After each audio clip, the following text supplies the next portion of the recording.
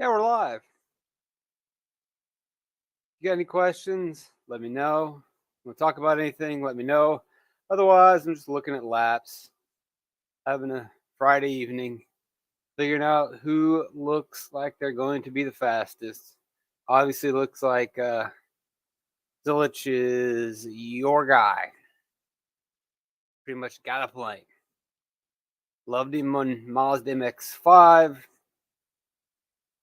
Great in your endurance races at Sebring, Daytona.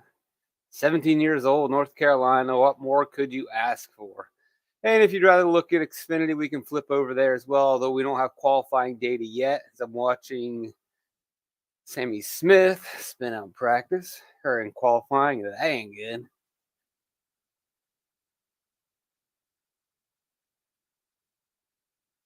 Otherwise, just relaxing. Hit the chat up if you got anything you want to say, anything specific that you want to see, any questions that you need to ask. Heim was pretty fast, wasn't he? But Connor Zilich was faster and got better. Technically, Heim's laps probably are better, but pretty impressive for this young kid. Yeah, what about that Mazda boy? That is pretty impressive. I imagine he's just going to drive away from the field. I don't think anyone's got anything for him. He gone. I can't see any the only thing that I had this week to say negative about him was the fact that he's going to run this truck race at 1:30 or whatever, and then lose it. Will he lose an hour going to Pensacola? No, I think with Pensacola he still stays on the Central Time Zone. Then go over to Five Flags and run his first ARCA race. What if he wins at Texas and then also wins the Five Flags race as well? I mean, showing what he's shown in this race and what he's done already this year, I wouldn't put it past him.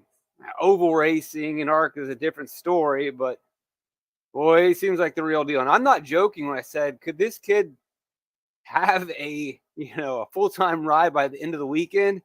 If I'm one of those teams, I'm on the phone right now talking to Zilich's dad and trying to talk him into, hey, we want to race. And does he want to race in NASCAR? It looks like he could basically go anywhere he wants at this moment. Maybe he enjoys more running, the endurance races. Who knows? Sky's the limit for the kid. Ross Chastain didn't necessarily like his truck all that much. He was fine. I think he's probably right there to scrape off some fast lap points, round out the podium with him and Heim. But looks like these three are clearly your favorites. Garden City, Colorado. Cool, man. Glad to have you here. I'll probably turn my camera off in a second. I don't really feel like being on camera the whole time. How about now? You can just look at the spreadsheet. I'll turn the camera back on if you want to look at my ugly mug at some point. But for now, you don't need to see it. HVAC system just kicked on, so I apologize if that's a little too noisy. It's cold here in North Carolina. I live in Ohio now. What's wrong with me? I guess it's a Zilich thing. Let's just go full spreadsheet. Does that work for you? All right. Appreciate it, man. Trying to make this as exciting as possible. So Zilich on the top of the board. Then we've got Heim. I'm giving him 5 whole points for now. Even if he doesn't lead laps, maybe he cycles forward. But another thing that we need to mention is Heim might need to point race. Obviously, Chastain doesn't. Zilich doesn't. They can absolutely maximize the stages, and they're going to. Oh, I need to fix the conditional formatting here. It's actually, there we go. Is that right?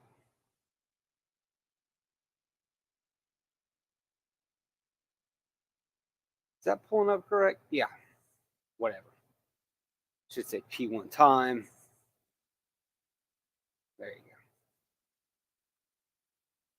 Taylor Grace, I expect, was going to be a pretty good racer. I like what he did in the ARCA series, but I think he's probably going to be off the board, unfortunately, or fortunately, whatever. It doesn't matter.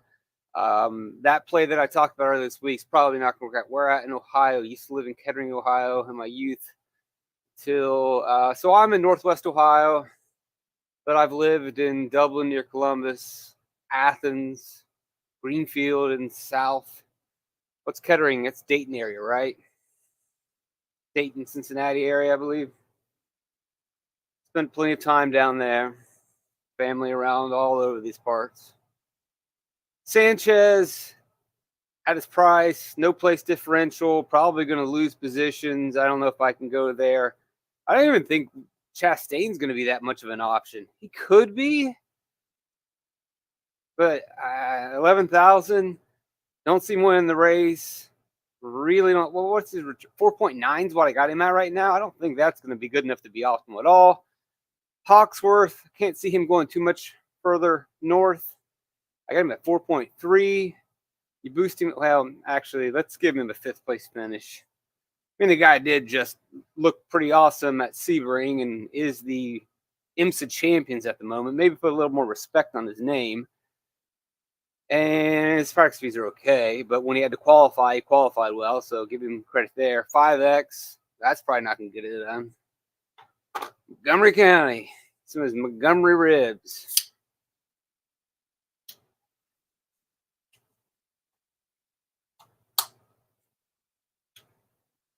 Speaking of ribs or rigs, I can't believe Lane Riggs ran as well as he did. I know, the front row truck was going to be good, but Lane Riggs has only run ovals. And I guess his practice speeds weren't the greatest. 14th on the chart. We look at all 5 overall, 18th. Let me look at his individual laps for Riggs. But he progressively got better and then showed his best in qualifying. Hey, how about that? Not bad. I'm not going to go anywhere near him or Tanner Gray. Maybe you start to flirt with Majeski, but truly, how much upside does he have? I don't see him having a better race than Z-Boy or Heim or Chastain, and I don't even know how much better Majeski's going to be than these two. I could much rather see myself going towards Eckes, although I don't think he's going to be a race winner anymore, so that dials him down to about 4.8K. I don't think Majeski's going to get the second anymore either. That's way too aggressive. I could probably dial them both down. Probably give Caruth a little bit more love. And so now he's going to come up on the board because he is 7,200. He can maybe flirt with the top 5. He's interesting. He's still alive.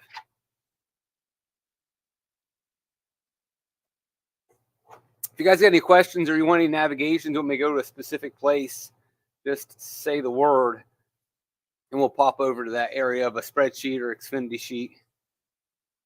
I'm watching Xfinity out of the corner of my eye. No real surprises. Larson, Mayer, Gibbs, Allmendinger, and they're all in Group A. God, why did they do that? Anchorman 8,600.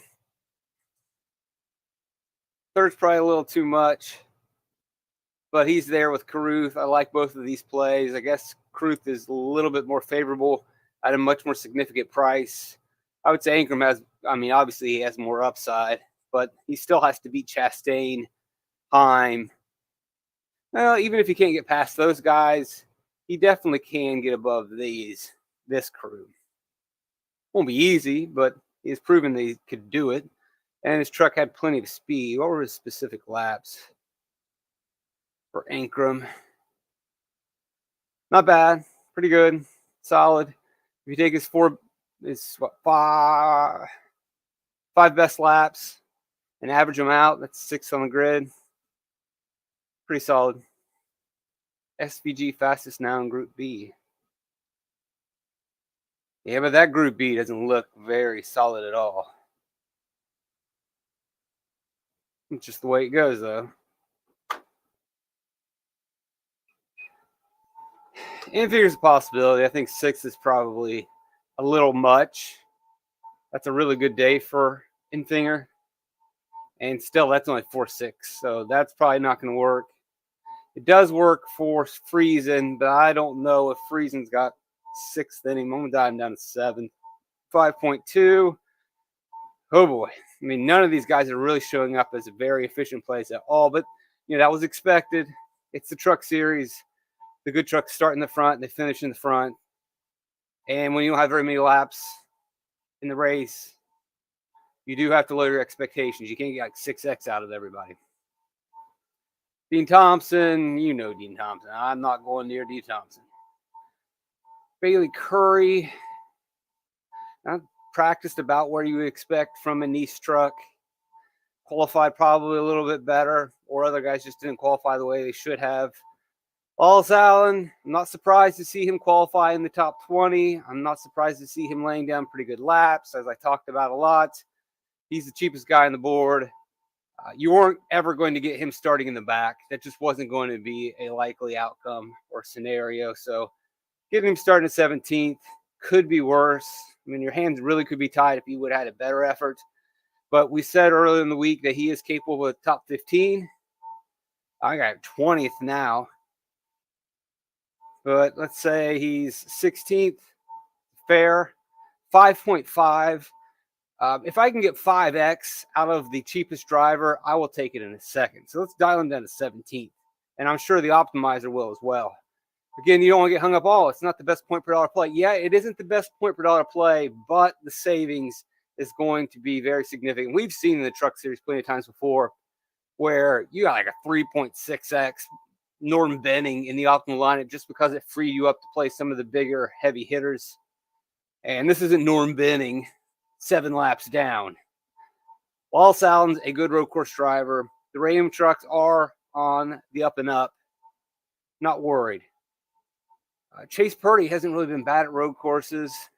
Spire trucks are good. Would like to have seen a little bit more speed, but clearly looks like he got it dialed in for qualifying at least a little bit more. Let's go down and see Purdy's laps, see if he laid down any decent ones. Yeah, see, you can see how he improved, and then by the time qualifying rolled around, he took another step forward. So if his progression continues, then he should be a little bit better than the race. We'll see how it goes. Daniel Dye again. I've been banging this drum. Oh, Daniel Dye sucks. You're not watching the races. You're not looking at the stats. You're looking at finishing position. You're in child mode. Daniel Dye is better than advertised. He's not great, but he does have road course experience in the ARCA series, and then clearly he showed it here. Not the greatest practice, but when it came time to qualify, I imagine he was on the same arc as Chase Purdy. I imagine if we look at Dye's practice, he's going to speed up towards the end. And he does show a little bit of speed. Gets up there a little bit more. He's in play, absolutely. If Wallace Allen's on the board, then Daniel Dye, starting 2 spots further back at a cheap price, is also on the board. Maybe you want to go Dye just because his equipment's a lot better. I think Allen has more talent, but Dye has the equipment. And look, here's the finishes, man. Wallace Allen has good results. So those were a little bit better trucks. But Dye improved from his 2 races last year. I can definitely get on it. I'm not really interested in Ty Dillon, although he's getting a ton of reps. He put down some pretty good laps in practice. Couldn't quite replicate that in qualifying. While others got better, he didn't make any significant improvements. Let's look and see at Ty Dillon's laps. Pretty good. And then he just couldn't lay down the qualifying lap. So, maybe don't delete him from your account. Maybe you can make it happen. If you got any comments or want me to switch sheets, just let me know. Just hanging out. About what we expect from an East truck from Mills. I don't see him going much further forward. Parsons, I expected him to be pretty good. As I mentioned before, good Xfinity. Road course races, we didn't have a mechanical failure. We like the Henderson truck. Way underpriced for this truck. And the truck carried some speed in practice. Didn't quite get the qualifying effort that he probably should have. So that opens the door in fantasy to play him. Pretty good laps. Say definitely a 15th to 20th place truck. Can move forward. He's cheap.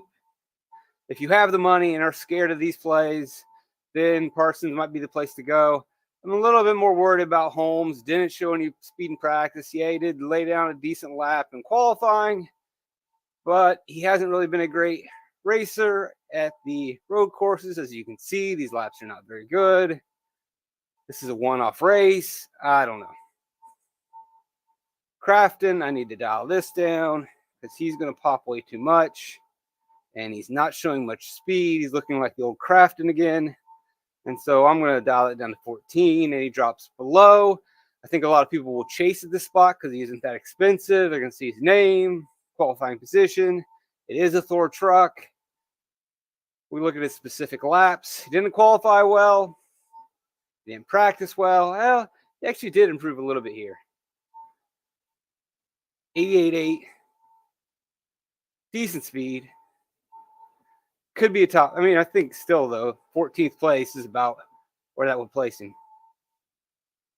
Timmy Hill qualifying about right where I projected him at, and then basically right where his practice speeds were. So I wouldn't completely ignore him because if there is attrition and he's running around 25th all day, he could slide forward a couple spots. Same thing for Jack Wood. Qualifying, practice, about where he's supposed to go. I think 17th is probably a little aggressive for a guy that really never done much. We do like the truck. But again, because he is so cheap, you can't really ignore that play either. Marco Andretti is going to be a no for me. Jake Garcia is popping off. I need to dial down his projection a little bit. Didn't show a lot of speed. Has a good truck, running for Thor. McAnally last year had a good truck and got into the top 20s. I think 12 is a little too much. Let's put him at 16th. We'll give him a little bit more respect because of his experience last year, although his truck did not show much speed and he never really was consistent in practice. Didn't run well in qualifying. It is a long race. And if we believe Timmy Hill can hang around 25th, then so can Jake Garcia. But how much further can he move? And Garcia is going to cost you significantly bit more with $1,000. Boyd's a simple no. The driving instructor looks like a no to me. No speed, no speed. And the young trucks didn't unload very fast, did they? After all, I'm not really excited to play any of these guys, so I probably won't. They could if they can hang around and there's chaos, but I believe the other guys a little closer to the front that are going to maximize finishing position are going to score the points. Mason Massey, with no experience at all on road courses, pretty much showed that with terrible lap times and a terrible qualifying. Did he even qualify? Probably didn't, because I know Thad Moffitt didn't qualify. Rhodes didn't qualify. Everybody's going to be on roads. I think 5th is a little high. Had a spring issue. Said his truck had speed. I'm assuming they can fix a spring issue pretty easily. 10th, that's fine. Everyone's going to play roads. Have no problem playing roads. Look at these young trucks, man. Now, in defense of Young Motorsports, this is probably the motliest of crews that they have ever unleashed. They typically have some halfway decent drivers, but all these guys are fill-ins, except for Massey, who's running full-time. But as I mentioned, Massey has never run a road course before. So we've got no road course guy, and then 2 rentals that are not really superior drivers. So probably not going to be the week for Young. Can't really get behind any of these guys. Maybe you consider Thad Moffitt. Maybe. But that's a bit of a push. I believe if we link here, it's going to take us to like the one ARCA race that he was in on a road course. 2021, Dawn Ultra 150 at Mid-Ohio, and Moffitt finished 3rd. By God, I hope that we are not playing Thad Moffitt because he finished, look, he finished ahead of Brandon Jones and Nick Sanchez. And I mean, I said that myself, like, Corey Heim, Chris Wright, Cal Sieg, the legend, Drew Dollar. Could have been worse. Pretty good. He's beating Vinorini truck or cars, so Rev Pro Racing trucks. Yeah, crazier things have happened. But even if he gets to 20, let's push him to 26th, which I think is a little bit of a push. 4.4, that's not going to get it done. I don't think we're touching any of these guys in the back. We'll go a little bit longer. We'll look at Xfinity real quick as we hang out. So get your question in if you have any.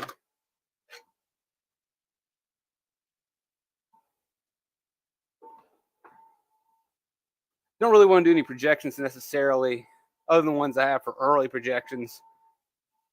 We'll just look at lap times for these guys. So SVG, Van Gisbergen. We take his four best laps. These aren't averages, just number 1, 2, 3, and 4. He's the best. No surprise, I guess. And it's not marginal. It's a half a second. And then we've got these three who are bunched up together, and AJ, Ty, and Kyle, who we pretty much expected. DraftKings priced them 1, 2, 3, and 4. And there they are on top of the board, laying down fast laps. SVG doesn't need points. None of these guys need points, so they're all going to stage cycle. Creed, he's affordable. He's cheap. He's got speed. You know, he does have top 5 ability. I know he can be reckless at times. He does have a road course win in the Xfinity or in the Truck Series. Same thing with Jesse Love. Boy, you like these guys at the top, and then you get some real discounts here with what looks like, as long as Creed or Love don't do anything stupid. Same thing with Chandler Smith. You got 3 really affordable, safe top 10s, maybe top 5s. These were the guys that I was like, I wanted to go to Hill, Nemechek, and Allgaier and Custer. If you watch the video, like, oh, these are the guys that I want to go to first. Here we are after practice, and we're looking at speeds, and the guys are like, well, maybe it looks like it's going to be Creed. It's going to be Chandler Smith. It's going to be Jesse Love that are the drivers that you go to, and they're going to really help you build your lineups. They're a little bit cheaper, obviously.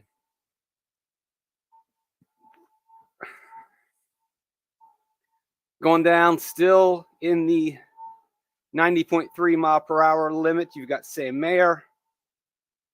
Not bad. Speeds up a lot more at practice, but still not on SVG's level, not with AJ. He gets to 90.3, but that's still lower than, you know, the elite. Mayer's not cheap. I can't imagine he's going to lead laps or run fast laps against this crew. And I think even a top 5 is going to be a challenge for Mayer, especially the way that he's been running this season with his bad luck. And even if he does get that top 5, I think you're just overpaying for it. I think you can get the same amount of upside out of much cheaper drivers like Creed, Love, and Smith. And I think, you know, surprisingly, with Love's ARC experience at the road courses, he might have much more experience than Smith does, even though Smith has Xfinity road course experience and was with Colleague, which is a great training ground for the road courses. Custer probably falling off the board right now. Not as much speed. And I'm not completely surprised. You put Cole Custer against stiff competition, and it's just not going to happen. You put him in a soft Xfinity field, and he's one of the favorites. And even then, a lot of times he disappoints. Kligerman can sneak there into a top 10. He is a possibility. He is affordable. I don't know if I need to go to this play. I don't know if I want to take on that risk. Preston Pardis. My thought is that this is a Bobby Daughter car. His dad, Dan Pardis, and Bobby Daughter have a connection. They've worked together before. Preston has driven with Bobby Daughter in official Daughter rides before. And then he's had this 50 car, which is like a technically Pardis Inc., and it's failed sometimes. He's wrecked sometimes in it. He's had some really bad luck in his own equipment. But way back, what was it, like 2021, it was probably more of his own equipment. I think now it is his own equipment, but it's allied much more with Bobby Daughter. And so some of the recent DNFs and issues haven't necessarily been like poorly funded equipment. It's been like, you know, at the Indy GP, he got off the track early, and then I think he ran out of fuel at the end. So, but all you see is like a DNF or a bad finish. I think his equipment's going to be fine, clearly. He came out with a lot of speed. Very good, and he runs Mazda. He runs endurance races. He does all that stuff. He knows what he's doing. Kind of surprised to see Josh Williams laying down some pretty good. Or was it even Josh Williams? I thought Hemrick was going to practice for him. That may have been Hemrick in the car, to be quite honest. I think this data feed didn't quite get it right. If I'm certain that was Hemrick, yeah, that was Hemrick in the car laying those laps down. I think Williams is on baby watch. Because if I go over to the other NASCAR feed, which is crazy because they're both NASCAR feeds. It's just someone forgot to change the name on one of them. If I go over to average, this is going to be Daniel Hemrick. I was looking this earlier, like Daniel Hemrick's not running in this race. Like, oh yeah, he's got actually in Josh Williams' car. So the car is good, but now Josh Williams is going to jump in cold. Good luck. I mean, we've seen what he's done. We've jumped into a cold car for Colleague in practice. It's not been good.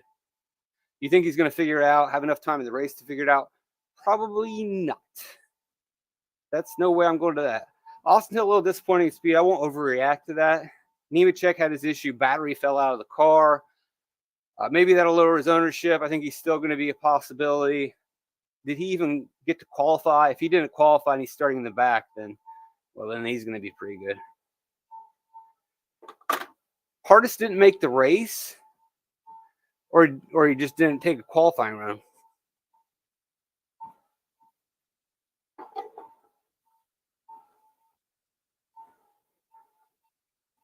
I wasn't watching the first round as closely. I'm not going to pull it up. Let me see. What happened with Pardis? Lost an axle leaving pit road for qualifying with no provisional. We're headed back to the house. Well, you know what? That's good. And it confirms what I had expected. These partisan cars cannot be trusted. It's better that it fails now than it fails in the race. The gods just smiled upon us. Oh, thank you. And I hate it for the kid. I hate it for Dan and Preston Pardis, but that would have been a real tough beat again. And it would have been another reminder of not learning my lesson. God, when will I ever learn? I feel so ashamed and embarrassed.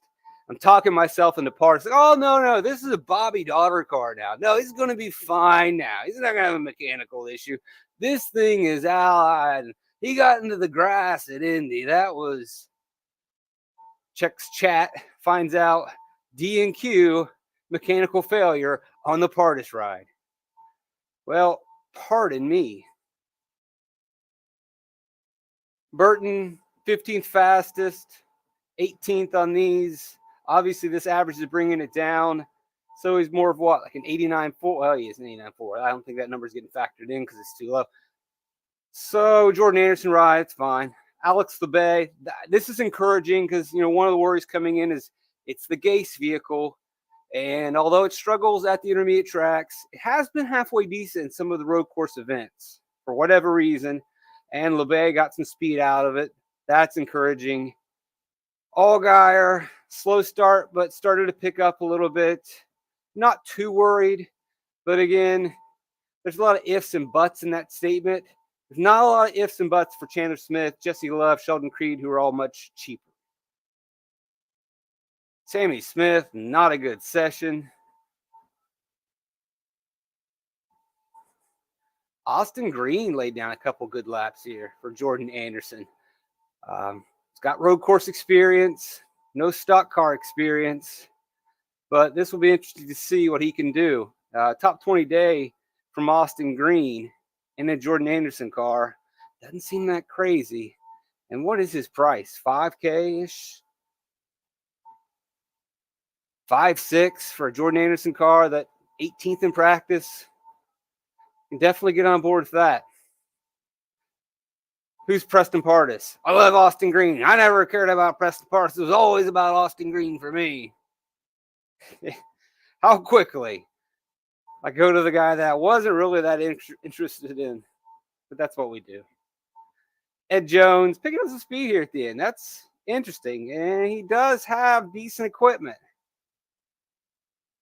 Sam Hunt, 12th. Average laps. We're taking best 4, 13. That could be a possibility. Wasn't really into it, but throwing some speed down.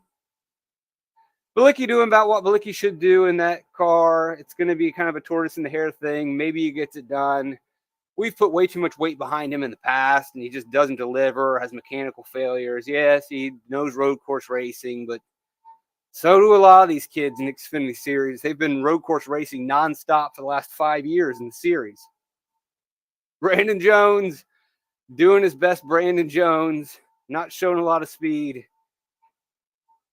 Can knock on the door of a 12th place finish. Get you place differential. You know the story. Not bad. That's what we want to see from Brad Perez. About 25th place speed.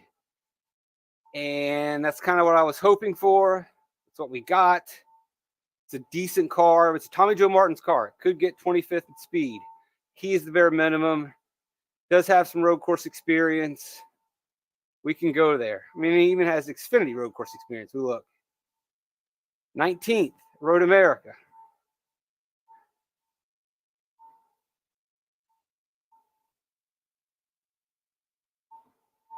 Very disappointing from Riley Herbst. Like to see more. Probably not going to be able to go there. Would like to see more out of Parker, but he did lay down one good lap when he needed to in this Jordan Harrison equipment, but that is very disappointing. Wasn't expecting much out of Honeyman. Sage Karam. Looks like he's just pushing, and that's why he's got these slow laps. Hunt car might be something to that. You got to like these aggressive laps, which probably are reasons why he had some poor laps. Low down here on the chart, but somebody to think about. Because, I mean, when he had to lay down a fast lap, he did it. Kaz, no speed, so that's going to be an easy fade at his price. Blaine Perkins. It's a seed car, and it's Blaine Perkins. Although he has been a decent road course racer and has a little bit of talent, I think Brad Perez is going to be your guy. Patrick Gallagher, not showing you anything. No surprise from Anderson. Would like to see more out of Clements. He's probably going to fall off. Wasn't really interested in Deegan before. She didn't do anything.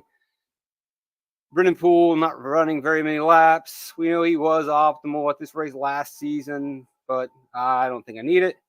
Weatherman, that's a pretty disappointing speed from a Gosselin car. Sieg, never really good road course racer. Gets decent finishes when the field is soft. The field is not soft. Not encouraged, but if he's qualifying in the back. Dillon's part-time ride stinks. This is a JD car. Ellis just does not look good. Kvyat. Sorry that I wasn't a super F1 fan once upon a time. Kvyat, I can't do it.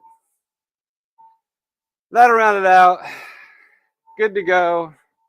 Hope you enjoyed this little teeny hangout. Adios. Have a good Friday night, guys.